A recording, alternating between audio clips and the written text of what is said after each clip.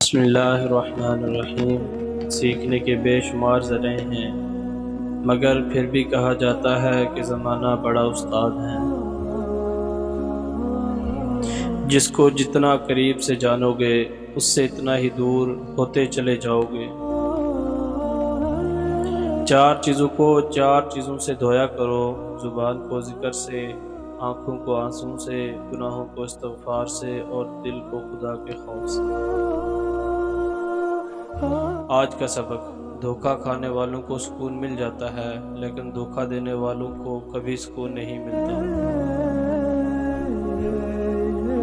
میرے دل کے اطمینان کے لیے اتنا کافی ہے کہ جو کچھ ہوتا ہے اللہ کی رضا سے ہوتا ہے، بندوں کی رضا سے نہیں۔